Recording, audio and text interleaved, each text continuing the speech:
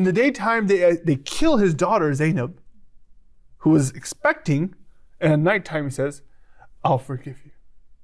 In the daytime, they injure him. They break his tooth, his jaw, his lip, his forehead, and Uhud.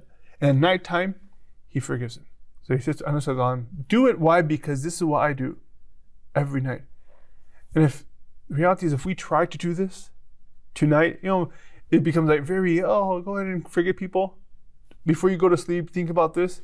The Prophet, this is what he tells the Prophet is telling him. Try it. Look in your heart. If there's any hatred towards anybody, forgive them. Because that is the true sunnah of the Prophet ﷺ.